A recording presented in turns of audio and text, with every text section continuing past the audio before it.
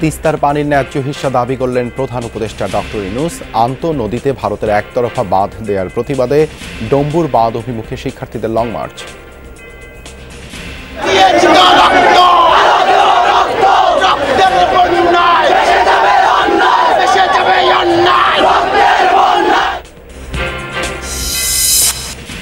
রাষ্ট্র সংস্কারে ৩১ দফা নিয়ে কাজ করতে চায় বিএনপি। নিয়াজ কমিটির বৈঠক শেষে বললেন আমির খসরু, শিল্প কারখানা নিয়ে ষড়যন্ত্রের ব্যাপারে সতর্ক থাকার আহ্বান। জমি দখল সহ নির্যাতনের জন্য নিজ গ্রামেও সমালোচনার মুখে আয়নাঘরের কারিগর জিয়াউল হাসান। ঝালকাঠিতে শত শত বিঘা জমির পাশাপাশি গড়ে তুলেছেন মাছ, গরুর খামার আর বাংলো। জোর করি আমাকে জায়গায় পুষ্কুনি প্রাইজ দেওয়ার লই গেছে। ওনারে বাধা দেওয়া হয়েছে, এরপর উনি ভয় দেওয়া হয়েছে যে মারিয়ে লাই দিম। বৈষম্য বিরোধী ছাত্র আন্দোলনে মিরপুরে একমাত্র সন্তান হারানো মায়ের আহাজারি থামছেই না। মিজান হত্যার সুষ্ঠু বিচার চান স্বজনরা। আমি বলতে পারি না বাবা, আমি কেউ নাই, আমার একটা মাত্র বাবা কেউ নেই। বসলাম পরে ৫-৭ মিনিট পরে উঠে ফেলে আসেন, গেলাম গিয়ে ফিস টান দিয়ে দেখাইলো মনে হয় আমার ছেলে। চট্টগ্রামে দুর্বৃত্তদের দেয়া আগুনে পুড়ে ছাই কয়েকটি থানার চাঞ্চল্যকর মামলার নথিপত্র, ভস্মীভূত গুরুত্বপূর্ণ আলামত, বিপাকে তদন্ত কর্মকর্তারা। নেত্রকোনার কলমাকান্দা দুর্গাপুর সীমান্তে শক্তিশালী চোরাচালান সিন্ডিকেট। দ্বন্দ্ব সংঘাতে গেল ২ বছরে খুন হয়েছেন ৪ জন।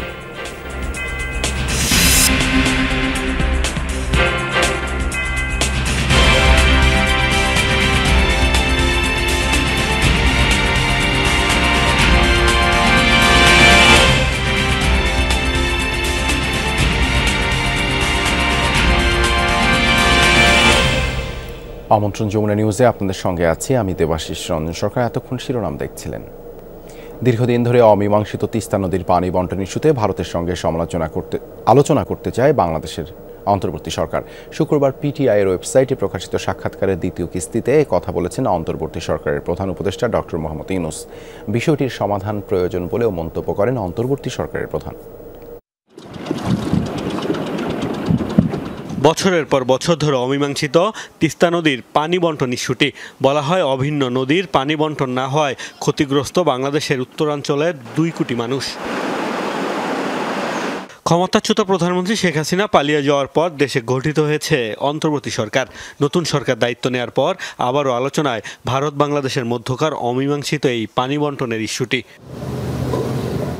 প্রেস ট্রাস্ট অব ইন্ডিয়া বা পিটিআইকে দেয়া সাক্ষাৎকারে তিস্তা নদীর পানি বন্টন ইস্যুতে বাংলাদেশের অবস্থান তুলে ধরেন অন্তর্বর্তী সরকার প্রধান ডক্টর মোহাম্মদ ইউনূস।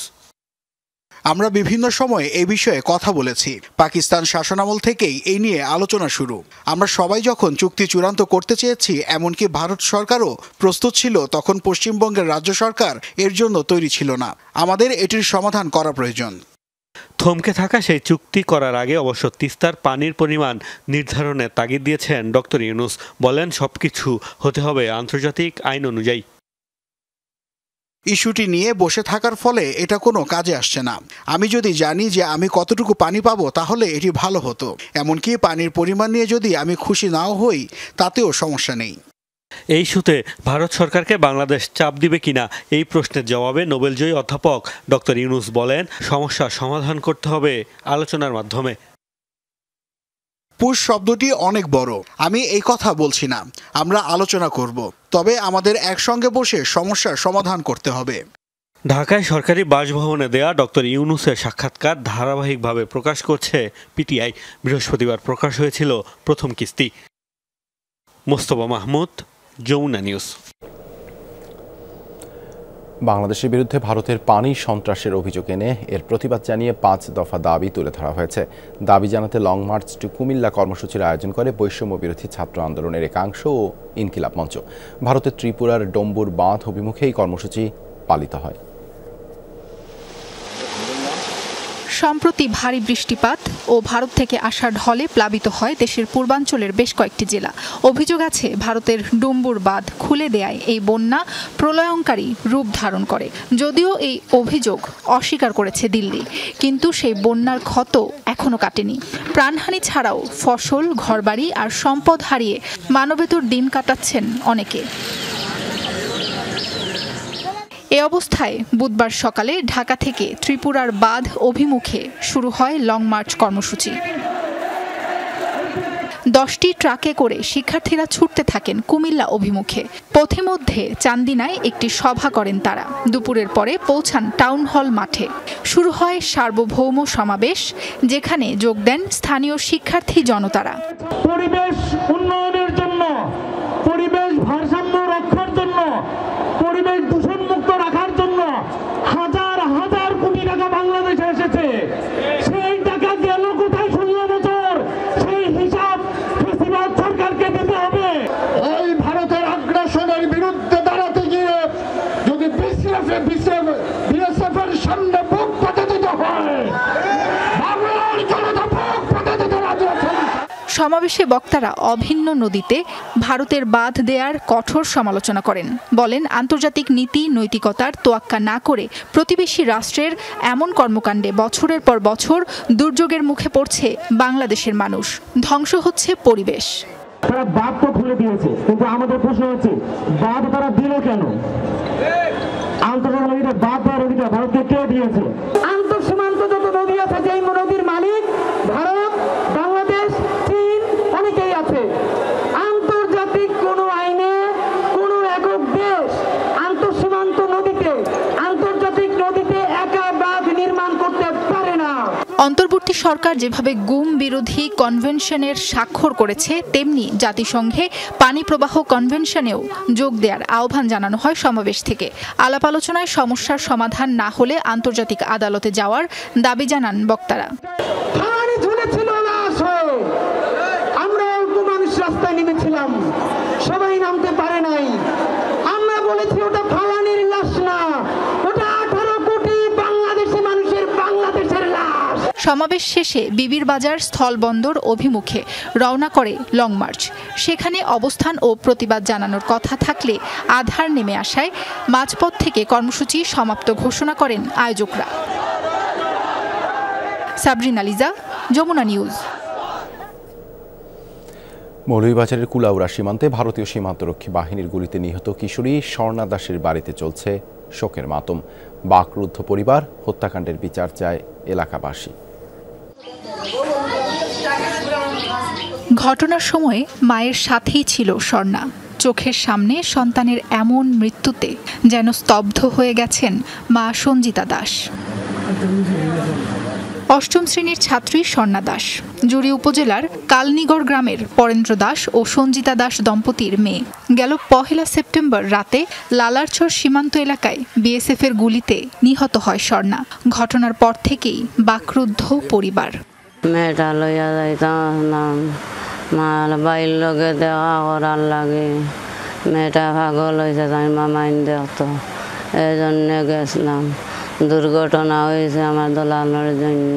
আমার বোন যেভাবে আর মারা গেছে, এরকম যেন আরো কোনো মায়ের কুল খালি না হয়। আমার মায়ের রক্তাও চাওয়া। ঘটনার 2 দিন পর মরদেহ হস্তান্তর করে ভারতীয় সীমান্তরক্ষী বাহিনী। মৃত্যুর খবর প্রকাশ হতেই সমালোচনার ঝড় ওঠে দেশজুড়ে। হত্যাকাণ্ডের বিচার চায় এলাকাবাসী। সেটা আসলে খুবই মর্মান্তিক এবং আমরা খুবই শুকাবো। এবং এই পরিবার আসলে তো নিরীহ একটা পরিবার। খুব ভালোবাসি তাই, বাজে সব যেখানে গেছে যেন প্রাইজ পাইছে তাই। ম্যাডাম অনেক তাইদের আদর করি, সেই তারা ভালো লাগছে দিছে। যেদিন যে যায় দিন খুব গলা ধরিয়া কাঁদছে আমারে, কান্দিয়া কইছে মাঝি যদি কোনো ভুল চুপ করিয়া থাকি তো মাফ করিও। তা আমি কইছি মা গো, মামা বাড়ি মানুষে গেলে খুশি হয়ে যা, মা মঙ্গল মতন ঘুরিয়ে আইল। স্বর্ণা হত্যার ঘটনায় বাংলাদেশের পক্ষ থেকে কড়া প্রতিবাদ জানিয়ে ভারতে চিঠি পাঠানো হয়েছে। জঘন্য এ কাজের পুনরাবৃত্তি রোধ ও সব সীমান্ত হত্যার তদন্ত পরিচালনা, দায়ী ব্যক্তিদের চিহ্নিত করে বিচারের আওতায় আনতে ভারত সরকারের প্রতি আহ্বান জানিয়েছে বাংলাদেশ সরকার। সাবরিনা লিজা, যমুনা নিউজ। শিল্প কারখানা বন্ধ করে যারা দেশ অস্থিতিশীল করতে চায় তাদের বিষয়ে সজাগ থাকার আহ্বান জানিয়েছে বিএনপি সহ যুগপৎ আন্দোলনে থাকা দলগুলো। শুক্রবার বিকেলে লিয়াজো কমিটির বৈঠক শেষে বিএনপি নেতা আমির খসরু মাহমুদ চৌধুরী বলেন, নতুন বাংলাদেশে মানুষের মনোজগতে যে পরিবর্তন এসেছে তা ধারণ করে এর সঙ্গে চলতে হবে। আরেক অনুষ্ঠানে বিএনপি নেতা রুহুল কবির রিজভী বলেছেন, জনগণের ক্ষমতা জনগণের হাতে ফিরিয়ে দিতেই ছাত্র জনতা সংগ্রাম করেছে। আওয়ামী লীগ সরকারের পতনের পর প্রথমবারের মতো বিএনপির সঙ্গে যুগপৎ আন্দোলনে থাকা দলগুলোর মধ্যে বৈঠক। বিকেলে গুলশানে বিএনপি চেয়ারপারসনের কার্যালয়ে অনুষ্ঠিত প্রথম বৈঠকে যোগ দেন গণফোরাম, পিপলস পার্টি ও ন্যাপ ভাসানীর শীর্ষ নেতারা। বৈঠক শেষে বিএনপির স্থায়ী কমিটির সদস্য আমির খসরু মাহমুদ চৌধুরী বলেন, বিগত দিনের ঐক্য এখনও সুদৃঢ়। বিভিন্ন মিল কারখানায় আজকে বিভিন্ন ধরনের গার্মেন্ট, ওষুধ ফ্যাক্টরি সহ বিভিন্ন জায়গায় বিভিন্ন রাষ্ট্রবিরোধী কার্যক্রম চলছে। এগুলোতে পেছনে কারা আছে এই জন্য আমাদের সকলকে ঐক্যবদ্ধ চেষ্টা করতে হবে যাতে দেশটা স্থিতিশীল থাকে, দেশের অর্থনীতি স্থিতিশীল থাকে এবং যাতে করে আমরা সামনের দিকে এগিয়ে যেতে পারি। বিএনপির ভারপ্রাপ্ত চেয়ারম্যান তারেক রহমান যে জাতীয় সরকারের ঘোষণা দিয়েছেন, রাজপথের সকল রাজনৈতিক দলগুলোকে সাথে নিয়ে তা বাস্তবায়ন করা হবে বলেও জানান আমির খসরু। দ্রুত সময়ে প্রয়োজনীয় সংস্কারের আহ্বান গণফোরাম সভাপতির। যেসব ফাঁক ফোকর দিয়ে বিভিন্ন সময় স্বৈরাচারের অনুপ্রবেশ ঘটেছে সেগুলি সমস্ত বন্ধ করতে হলে সবকিছু করতে হবে এবং দ্রুত সময়ের ভিতরে ওনারা এগুলি সমাধান করতে পারবেন বলে আমরা আশা করি এবং জনগণের সরকার দ্রুত প্রতিষ্ঠিত হবে নির্বাচনের ভিতর দিয়ে। রাষ্ট্র মেরামতের যে প্রস্তাব দিয়েছে আমরা সবাই মিলে ঐক্যবদ্ধভাবে এগুলো বাস্তবায়নের জন্য আমরা জনগণের কাছে তুলে ধরব। প্রধানমন্ত্রী এবং প্রেসিডেন্ট মন্ত্রীদের মধ্যে ক্ষমতার ভারসাম্যের কথা বলা হয়েছে। তারপরে দুইবারের বেশি প্রধানমন্ত্রী কেউ থাকতে পারবে না, এই কথাগুলো বলা হয়েছে। অনেকগুলো কথা বলা হয়েছে যেটা বাংলাদেশের জনগণের প্রত্যাশা। এদিকে বিকেলে বৈষম্য বিরোধী ছাত্র আন্দোলনে রামপুরা এলাকায় নিহত রিকশা চালক সাগরের পরিবারকে সমবেদনা জানায় আমরা বিএনপি পরিবার। এ সময় শহীদ সাগরের পরিবারের দায়িত্ব নেওয়ার কথা জানান বিএনপির প্রতিনিধি দল। এখন আবার রাস্তায় ব্যারিকেড এবং দেশটাকে নানা দুর্যোগের মধ্যে ঠেলে দেওয়ার পায়তারা করছেন যারা, তাদেরকে আপনারা সবাই চেনেন, আমরা সবাই চিনি। তাদের কাছে আছে অনেক কালো টাকা। এই কালো টাকা ছড়িয়ে তারা এক ধরনের অস্থিতিশীলতা তৈরি করছে এবং আরও করতে পারে। সাইফুদ্দিন রবিন, যমুনা নিউজ, ঢাকা। জমি দখল, এলাকাবাসীর উপর অত্যাচার আর নির্যাতনের জন্য নিজ গ্রামেও কুখ্যাত এনটিএমসির সাবেক মহাপরিচালক ও আয়নাঘরের কারিগর অব্যাহতিপ্রাপ্ত মেজর জেনারেল জিয়াউল হাসান। ক্ষমতার অপব্যবহারের অভিযোগ আছে তার বিরুদ্ধে। স্থানীয়রা বলছেন, ঝালকাঠিতে শত শত বিঘা জমি পাওয়া গেছে জিয়ার মালিকানায়। এসব জমিতে গড়ে তুলেছেন মাছের প্রজেক্ট, গরুর খামার আর বাংলো। গ্রামবাসীর কাছ থেকে জোরপূর্বক এসব জমি ছিনিয়ে নেয়ার অভিযোগ রয়েছে। জমি না দিলে নেমে আসতো অকথ্য নির্যাতন আর হয়রানি। সম্প্রতি তার গ্রেপ্তারের পর মুখ খুলতে শুরু করেছে ভুক্তভোগীরা। ন্যাশনাল টেলিকমিউনিকেশন মনিটরিং সেন্টার এনটিএমসির সাবেক মহাপরিচালক ও অব্যাহতিপ্রাপ্ত major general Ziaul Hasan 5 August Awami League সরকার পতনের পর গ্রেফতার হন। তার বিরুদ্ধে খুন, গুমসহ নানা অপরাধের অভিযোগ রয়েছে। গ্রেফতারের পর একে একে সামনে আসছে জিয়ার অপরাধ। অভিযোগ উঠেছে, নামে বেনামে বিপুল জমি দখল করেছেন নিজ গ্রাম ঝালকাঠি সদরের প্রতাপপুরে। জিয়া স্থানীয়দের কাছে তপু মিয়া নামেই বেশি পরিচিত। স্থানীয়রা বলছেন, গ্রামে অন্যের জমি জবরদখল আর নামমাত্র মূল্যে লিখিয়ে নিয়ে করেছেন মাছের প্রজেক্ট, গরুর খামার, নার্সারি আর বিলাসবহুল বাংলো। রাত্রে এসে থ্রেট মেরে দিয়েছে, পিস্তল ধরছে মাথায়, অনেক মাইরধর করছে। মাইরধর করার পর আমাকে এই জায়গা ঢুকতেছে, এই আর কিছু দেয় না। আমাকে বলছে যে না তোমরা জায়গা পাবা না। এইপর আমাকে ওই পাশ দিয়ে জায়গা কাটিয়ে এবার বাড়ি বান্ধে লইতেছে। আমাকে বান্দা বাড়িতে হে লই গেছে। এরা তো এই র্যাপের হে জোর করি আমাকে জায়গায় পুষ্কুনি পাশ দিয়ে লই গেছে ওয়াল। এখন আমরা কি করবো? আমরা তো হের লোক ঝগড়া করি আর পারি না। ওইখান থেকে আমার সে জায়গাতে মাইপার দিয়ে উনি নিছে, ওই ভিতরে আমার একটা জায়গা আছে। আর ওই জমিটা পুরো জমিটা আমাদের এক দাগে রাখি আমাদের বাড়ি। যত বাথরুমের পাইপ সব আমার এই সাইডে, সব এই সাইডে। চলেন একটু ওই যে যাই দেখি। অ্যাগ্রো ফার্মে 20 বিঘা সহ ইউনিয়নের বাঙ্কুরা ও কুতুবকাঠি মৌজায় অন্তত 200 বিঘা জমি রয়েছে জিয়াউল হাসানের। এসব দেখাশোনা করত জিয়ার অনুগতরা। প্রজেক্টের কারণে ক্ষতিগ্রস্ত হন আশপাশের জমির মালিকরা। এ নিয়ে প্রতিবাদ করতে গেলে গ্রামবাসীর উপর নেমে আসত অকথ্য নির্যাতন। ওনারে বাধা দেওয়া হয়েছে, এরপর উনি ভয় দেওয়া হয়েছে যে মারিয়ে লাই দেবো। এ জায়গায় মানুষ একটা জোর গলায় কথাও বলতে পারতো না, জোর গলায় কথা বললেও এখানে তার দেখার জন্য হুমায়ুন ছিল, র্যাবের নাকি এই হুমায়ুন অনেকের মাইকদরও করছে। কোনো কেন মানুষ বললে কেয়ার করতো না, যে এর উপরে একজন আজ দেখে যে কয় আমার সে করতে পারছে আমি করতে আছি সব। জিয়াউল হাসানের প্রভাব খারাইয়া সবসময় হেরা সবসময় এই প্রভাব দেখাইতো। এক রাইতে ধরিলই যাবে, নাইল দিনে এই ধরিলই যাবে, কিছু করতে পারবে না, কিছু না। জিয়া গ্রেফতারের পর থেকে পলাতক তার সাঙ্গপাঙ্গরা। তাদের আইনের আওতায় আনার দাবি সচেতন নাগরিকদের। যদি অন্যায়ভাবে সে যদি কোনো সম্পদ অর্জন করে থাকে সেটি দুদক রাষ্ট্রীয় অনুকূলে বাজেয়াপ্ত করতে পারে অথবা বিচার আওতায় আনতে পারেন। দুদক এটাকে ইনকোয়ারি করুক, ইনকোয়ারি করে ভালোভাবে এটা দেখুক, যদি তার হয় অবশ্যই তার শাস্তি হওয়া উচিত। গুম আর আয়নাঘরের প্রধান কারিগর জিয়া এলাকায় গড়ে তুলেছেন দানবীরের ইমেজ। প্রতিষ্ঠা করেছেন মাদ্রাসা, ফাউন্ডেশন সহ বেশ কিছু ধর্মীয় ও সামাজিক প্রতিষ্ঠান। আমিন বাবু, যমুনা নিউজ।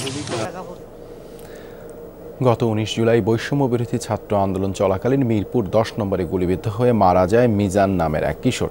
একটি মাদ্রাসার হেফজখানায় পড়ত সে। একমাত্র সন্তানকে হারিয়ে শোকে বিহ্বল পুরো পরিবার। এরই মধ্যে মামলা করেছেন নিহত মিজানের বাবা। হত্যাকাণ্ডের সুষ্ঠু বিচার চায় স্বজনরা। আমি বলতে পারি না বাবা, আমার আর কেউ নাই, আমার একটা মাত্র বাবা, কেউ নেই, ও বাবা রে। নিজের একমাত্র সন্তান, নারী ছেড়া ধন মিজানকে হারিয়ে শোকে কাতর মা কাজলী বেগম। এক মুহূর্তের জন্য ভুলতে পারছেন না সন্তানকে। পরিবারের অন্যরা এরই মধ্যে সরিয়ে ফেলেছেন নিহত 14 বছর বয়সী মিজানের ব্যবহৃত জিনিসপত্র। আমার বাবার কাপড় চোপড় সব সরাইয়া লাইছে, আমি কাপড় চোপড় ধইরা কান্দি দেইকা, ও আল্লাহ রে। বৈষম্য বিরোধী ছাত্র আন্দোলনে রণক্ষেত্র হয়ে উঠেছিল মিরপুর 10। গত ১৯ জুলাই সেই আন্দোলন দেখতেই ঘটনাস্থলে যায় মাদ্রাসার হেফজখানার ছাত্র মিজানুর রহমান তালুকদার। তখনই পুলিশের ছোড়া গুলি শিশু মিজানের বুক চিরে বেরিয়ে যায়। আন্দোলনকারী ছাত্ররা ওকে দ্রুত হাসপাতালে নিয়ে যায়। সেখানেই মৃত্যু হয় ওর। মনে করতে বললাম আমার লাগে খেলতে গেছে, পরে শুনি আমার বাবা নাই। ও আল্লাহ, আমি কি করব? আমি কারে নিয়ে বাঁচবো? আমার আর কেউ নাই। লাশ ঘরে গিয়ে ছবি দেখাইলাম, বল বয়স কত? 14 বছর চলে। তারপর আমার ছেলেকে তাহলে এইমাত্র গোসল করাইয়া ফ্রিজে বসছি, এই ট্রেনে দুইটাছি, এমন অবস্থা লাশটা দেখেন আমার ফ্রিজতে ভাই কাল বসেন। আমি তো এই পর্যন্ত 17টা লাশ ডেলিভারি দিছি, আমি খুব করা নিয়ে গেছি গা, তা একটু রেস্ট নিয়ে বসেন। তো বসলাম পরে 5-7 মিনিট পরে ওটা কল আসেন, গেলাম গিয়ে ফ্রিজ টান দিয়ে দেখাইলো, মনে হয় আমার ছেলে। নিহত মিজানকে দাফন করা হয়েছে ভাসানটেকের বিআরপি কবরস্থানে। প্রায় সেখানে দেখা যায় এক সন্তানহারা বাবাকে। কবর জিয়ারত করে ছেলের জন্য আল্লাহর দরবারে দোয়া করেন তিনি। ছেলে তো আর পাবো না, ছেলে তো আর পাওয়া যাবো না। তানভীর মৌসুম, যমুনা নিউজ, ঢাকা। সিরাজগঞ্জে বঙ্গবন্ধু সেতুতে বাস ট্রাক সংঘর্ষে 3 জন নিহত হয়েছেন, আহত হয়েছেন অন্তত 10 জন। ভোরে সেতুর 13 নম্বর পিলারের সামনে এই দুর্ঘটনা ঘটে। পুলিশ জানায় সিরাজগঞ্জ থেকে যাত্রী নিয়ে ঢাকা যাচ্ছিল ঢাকা এক্সপ্রেসের একটি বাস 13 নম্বর পিলারের সামনে পৌঁছালে নিয়ন্ত্রণ হারিয়ে সামনে থাকা পাথরবাহী একটি ট্রাকে ধাক্কা দেয় বাসটি।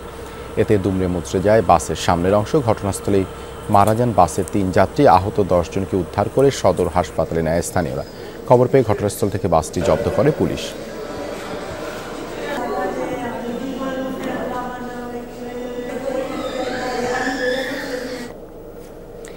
রাজধানীর গুলশান 2 এলাকায় একটি বহুতল ভবনে ডাকাতির অভিযোগ উঠেছে। স্থানীয়রা জানায় শুক্রবার মধ্যরাতে 2টি গাড়ি ও বেশ কয়েকটি মোটরসাইকেল যোগে অর্ধ শতাধিক দুর্বৃত্ত ফাইন্যান্স স্কয়ার ভবনে নিরাপত্তা কর্মীদের উপর হামলা চালায়।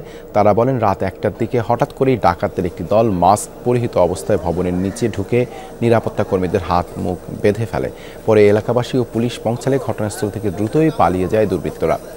এ সময় বেশ কয়েকজনকে আটক করে গুলশান থানা পুলিশ। তবে এরপরও ভবনে বেশ কয়েকজন ডাকাত অবস্থান করছিল এমন ধারণা থেকে সারা রাত ভবন ঘিরে রাখে স্থানীয়রা। তবে সকালে ভবনটির ভেতরে ঢুকে অভিযান চালিয়ে আর কাউকে পায়নি পুলিশ। দেখা যায় পালিয়ে যাওয়ার আগে সেখানে ভাঙচুর চালায় দুর্বৃত্তরা। ফাইন্যান্স স্কয়ার ভবনটিতে একাধিক ব্যাংক সহ বিভিন্ন বেসরকারি প্রতিষ্ঠান রয়েছে। যখন বাইরে এসেছি তাদের দাওয়াত দিতে, তখন তারাই মানে পিছন থেকে অ্যাটাক করছে।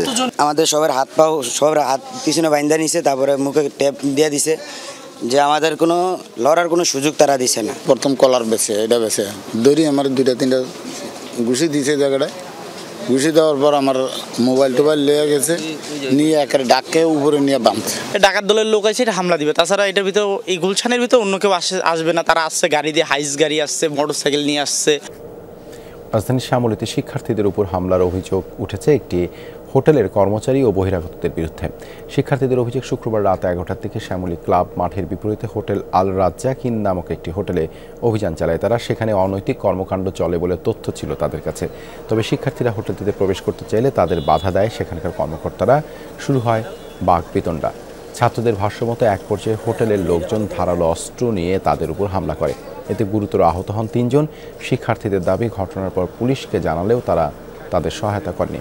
এ সময় আদাবর থানার সামনে জড়ো হয়ে থানার ভারপ্রাপ্ত কর্মকর্তার পদত্যাগ দাবি করে শিক্ষার্থীরা। পরে এই ঘটনায় আদাবর থানায় একটি হত্যা চেষ্টা মামলা দায়ের করা হয়। ধারালো জিনিস নিয়ে তারা বসেছিল।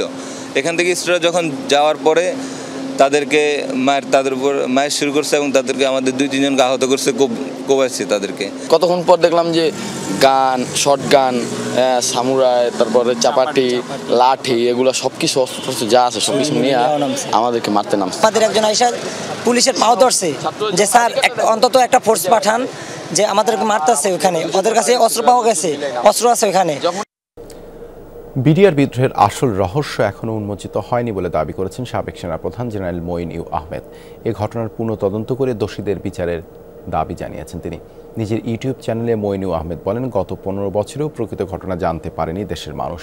111-এর অন্যতম চরিত্র জেনারেল মঈন ইউ আহমেদ ভিডিওতে বলেন, বিডিআর বিদ্রোহের তদন্তে কোনো সাহায্যই করেনি তৎকালীন সরকার।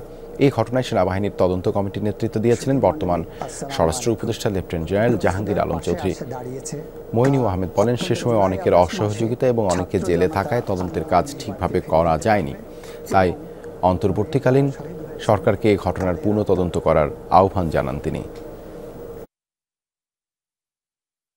বিদ্রোহের 15 বছর ধরে আমরা শুধু বিগত সরকারের কথা শুনে গেছি এবং প্রকৃত ঘটনা অনেক কিছুই আমাদের জানা নেই এবং জনগণও জানতে পারিনি।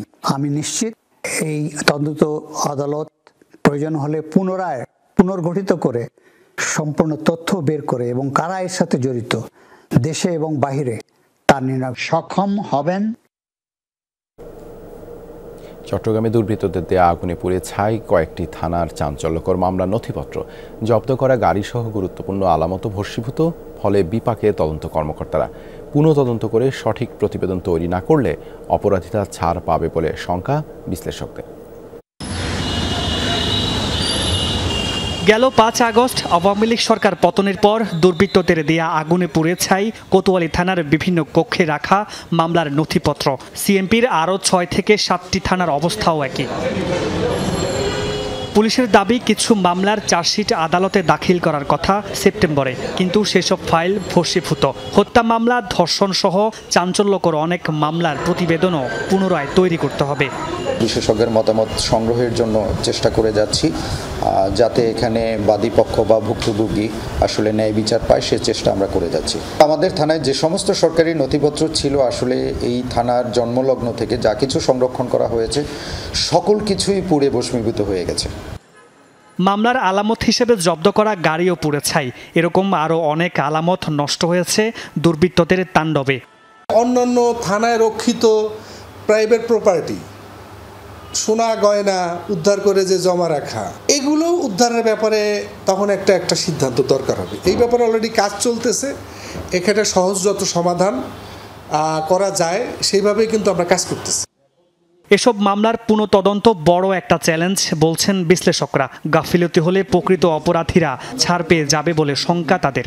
পুলিশ প্রশাসন আন্তরিকতার সাথে এই নথিগুলো পুনর্গঠন না করে আবার পুনঃশুরু নতুনভাবে তদন্ত করে অগ্রগতিটা না করায়, তাহলে বিচারপ্রার্থী মানুষ চরমভাবে ক্ষতিগ্রস্ত হবে।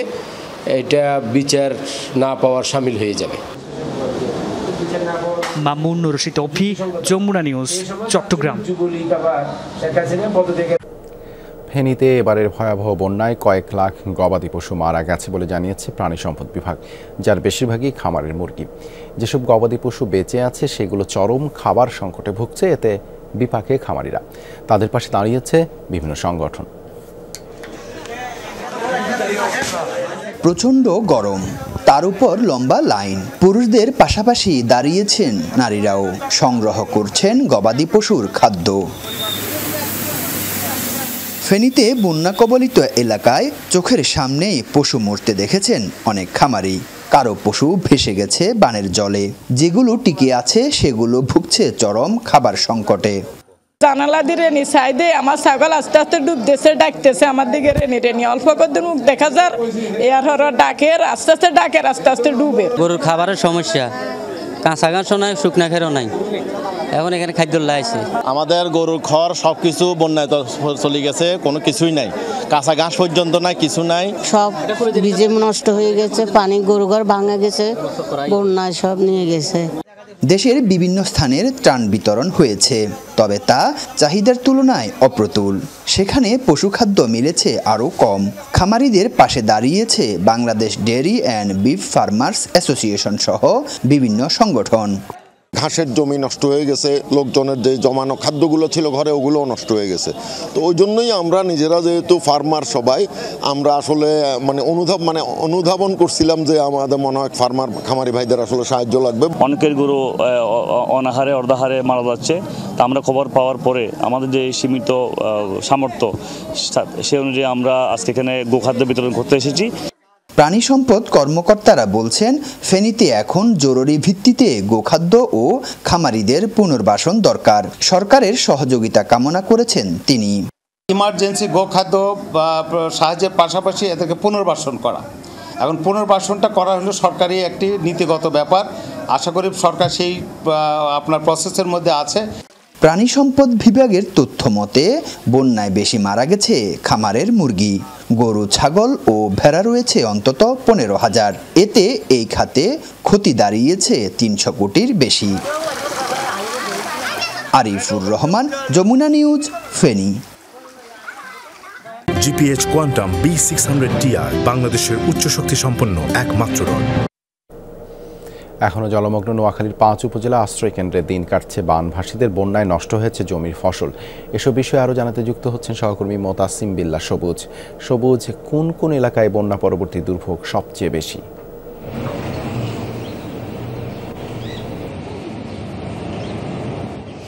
দেবাশিস, নোয়াখালীর বন্যা কবলিত যে এলাকাগুলো রয়েছে, বিশেষ করে বেগমগঞ্জ, সেনবাগ এবং সোনাইমুড়ি, 3টি এলাকার মানুষ আসলে এখনও জলমগ্ন হয়ে রয়েছে। আসলে বন্যার পানি যেটি ফেনী থেকে এসেছিল সেটি অনেকাংশে নেমে গিয়েছে, কিন্তু এখনও আপনি নিশ্চয়ই দেখতে পাচ্ছেন যে এটি একটি চলাচলের পথ। এখানে এখনও হাঁটু পরিমাণ পানি রয়েছে এবং আমার পাশে যে নিচতলা যে ঘরগুলো রয়েছে সেখানেও আসলে এখনও পানি রয়েছে। অর্থাৎ এখানকার মানুষ আসলে দীর্ঘদিন থেকে জলমগ্ন হয়ে রয়েছে এবং এখানকার মানুষ যে জলমগ্ন হয়ে কারণে পানিগুলো সব মারাত্মক আকারে দূষিত হয়ে রয়েছে এবং এখান থেকে বাসিন্দা যারা রয়েছেন জানতে চাই কেন পানি নামছেন আর কি দুর্ভোগে আছেন আপনারা? আমরা দুর্ভোগে আছি। আমাদের যে চৌমনি বড় খালটা ময়লা আবর্জনা দিয়ে বড়, এরপর যে আমাদের চৌমনি বড় পোল থেকে দক্ষিণে এবং উত্তরেও আধা কিলো 1 মাইলের মতন খালগুলো ব্লক হয়ে রয়েছে। যে খালের ছোট ছোট বড় খালের যে ছোট ছোট খালগুলো আছে ওই খালগুলো ব্লক হওয়া থাকার কারণে যে আমাদের পানি নিষ্কাশন হতে পারতেছে না এবং পানিগুলা খুব দুর্গন্ধ হয়ে আমরা খুব বাসাবাড়ির বাচ্চারা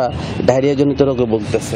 দেবাশিস, আপনি শুনলেন যে আসলে এখানকার যে পানির নামার যে পথগুলো রয়েছে, অর্থাৎ যে খালগুলো রয়েছে সেগুলো অনেকাংশে দখল হয়ে গেছে বা খালের যে ময়লা ফেলার কারণে পানির স্তূপ জমার কারণে পানি আসলে নামতে পারছে না। এবং এছাড়া নোয়াখালীর পানি নামার যে প্রধান যে খাল, যে আলগি খাল, সেটি তো আসলে এখনো বাদ রয়েছে এবং নানা কারণে আসলে প্রশাসন সেটি অপসারণ করতে পারছে না এবং এই জলাবদ্ধতার কারণে পানি দূষিত হওয়ার কারণে ডায়রিয়া, আমাশয়, জ্বর বা শিশুরা বিশেষ করে বেশি আক্রান্ত হচ্ছেন। তো এখানকার মানুষজন আসলে বলছেন যে আসলে এই যে প্রতিদিন বলা যে খুব ধীর গতিতে, অর্থাৎ যদি পানি উন্নয়ন বোর্ড যেটি বলছে যে প্রতিদিন 3 সেন্টিমিটার করে পানি কমছে, তো এইভাবে যদি কমতে থাকে আসলে যেখানে এখন হাঁটু বা কোমর পরিমাণ গ্রাম অঞ্চলগুলোতে পানি রয়েছে সে পানিগুলো নামতে আসলে দীর্ঘ সময় লাগবে এবং এখানকার মানুষ বলছে যে এই অবস্থা যদি চলতে থাকে, দ্রুত যদি পানি নামে তাহলে এখানকার মানুষের যে দুর্ভোগ সেটি আসলে আরও অনেক দীর্ঘায়িত হবে। দেবাশিস, ধন্যবাদ সবুজ যুক্ত হবার জন্য। নেত্রকোনার কলমাকান্দার দুর্গাপুর সীমান্তে গড়ে উঠেছে শক্তিশালী চোরাচালান সিন্ডিকেট।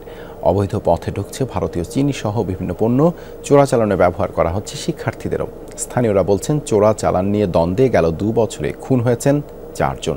প্রতিবাদ করতে গিয়ে প্রাণ হারিয়েছেন সাবেক এক ইউপি চেয়ারম্যান।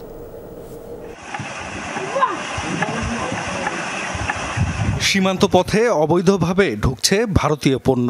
নেত্রকোনার কলমাকান্দা ও দুর্গাপুর উপজেলার বাংলাদেশ ভারত সীমান্তের বিভিন্ন পয়েন্ট দিয়ে নিয়মিত আনা হয় চিনি, মশলা, কসমেটিক, কাপড়সহ বিভিন্ন পণ্য।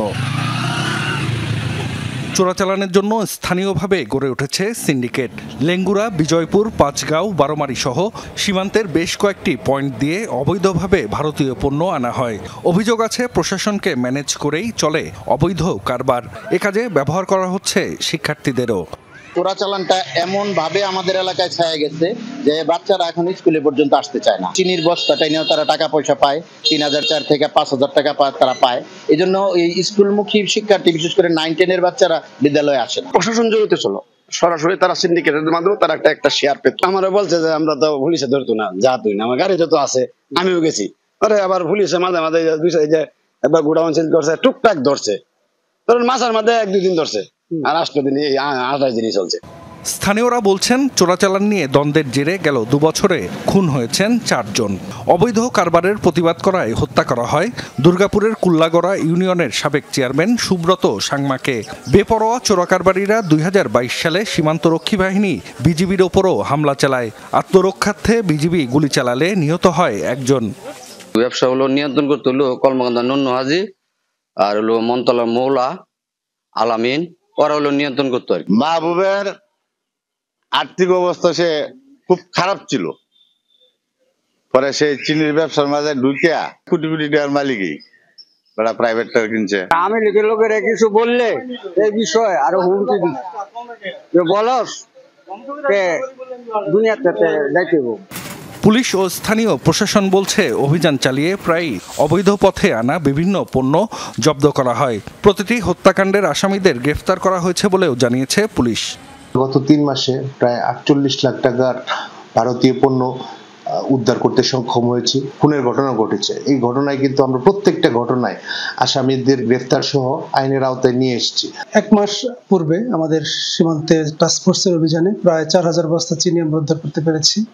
এছাড়া আমাদের বিজিবি প্রতিনিয়তই অভিযান করতেছে এবং তারাও বিপুল পরিমাণ চিনি তারা জব্দ করেছে। গেল 5 আগস্ট সরকার পতনের পর সেনাবাহিনী মাঠে নামায় সীমান্তে চোরাচালান কমেছে বলেও জানিয়েছে স্থানীয়রা। জাহিদ হাসান, যমুনা নিউজ। বাংলাদেশ জাতীয় ফুটবল দলের সাবেক অধিনায়ক মামুনুল ইসলাম মামুনের চট্টগ্রামের বাড়িতে হামলা হয়েছে। তার ঘনিষ্ঠ বন্ধু জাতীয় দলের আরেক সাবেক ফুটবলার জাহিদ হাসান এমিলি এই তথ্য জানিয়েছেন। জায়গা দখল করতে আসা একদল দুর্বৃত্তকে বাধা দেওয়ার পর শুক্রবার রাতে মামুনুলের বাড়িতে হামলার ঘটনা ঘটে। বর্তমানে মামুনুল চট্টগ্রামের সদরঘাটে নিজ বাড়িতে অবস্থান করছেন। বেশ কয়েকজনের একটা সন্ত্রাসী গ্রুপ তার বাসায় হামলা করে। তার আগে এরাই জায়গা দখল করতে গেলে বাধা দিয়েছিলেন তিনি। সেজন্যই দুর্বৃত্তরা ফিরে এসে বাসায় অতর্কিত হামলা চালায় বলে অভিযোগ করা হয়। বন্ধু মামুনুলের কাছ থেকে ফোন পেয়ে নিয়ে সামাজিক যোগাযোগ মাধ্যমে স্ট্যাটাস দেন এমিলি। মামুনুল বাংলাদেশের অন্যতম সেরা ফুটবলার। এমিলি ও সাবেক তারকা, তাই তার স্ট্যাটাস ক্রীড়াঙ্গনে খুব দ্রুত নজর কাড়ে। পোশাক কারখানাগুলোতে নিরাপত্তার পাশাপাশি শ্রমিক ঐক্য ও স্থিতিশীলতা জরুরি বলে মন্তব্য করেছেন বিজিএমইএ এর সভাপতি খন্দকার রফিকুল ইসলাম। শুক্রবার রাতে বিজিএমইএ এর সভাকক্ষে আইন শৃঙ্খলা বাহিনী ও শ্রমিক নেতৃবৃন্দের সাথে আয়োজিত মতবিনিময় সভায় তিনি একথা বলেন। পোশাক শিল্পে অস্থিরতার কারণে গত 1 বছরে 260 থেকে 270টি কারখানা বন্ধ রয়েছে। নানা প্রতিবন্ধকতার কারণে এসব হয়েছে। শ্রমিকদের কোনো দাবি দাওয়া থাকলে শ্রমিকরা মালিকপক্ষ, বিজিএমইএ ও প্রয়োজনে আইন শৃঙ্খলা বাহিনীর মাধ্যমে তুলে ধরবেন বলেও জানান তিনি। সভায় গার্মেন্টস শ্রমিক ফেডারেশন সাধারণ সম্পাদক বাবুল আক্তার সকল শ্রমিকদের কাজে যোগদানের আহ্বান জানিয়ে বলেন, শ্রমিকদের ন্যায্য দাবি আদায়ে মালিকপক্ষ সচেষ্ট। আসুন আমরা একসাথে বসে সমস্ত সমস্যা আমরা সমাধান করি। আর আমরা আজকের বিজিএমইতে আপনাদের পক্ষ হয়ে আলোচনা করেছি। আপনাদের যে যুক্তিসঙ্গত দাবি দেওয়া আছে সেই দাবি দেওয়াগুলো পর্যায়ক্রমে মেনে নেওয়া হবে। কালকে থেকে নিরবিচ্ছিন্ন পোশাক কারখানাগুলি চলবে। এর পাশাপাশি অবশ্যই যে কোনো সমস্যা আলোচনার মাধ্যমে আমরা টেবিলে বসে আমাদের যতগুলি সমস্যা আছে, এবং এরকম আমরা কিন্তু গত 30 বছর অনেকবারই এই সমস্যার সম্মুখীন হয়েছি এবং প্রত্যেকবারই আমরা আলোচনার মাধ্যমে সেই সমস্যা সমাধান করেছি।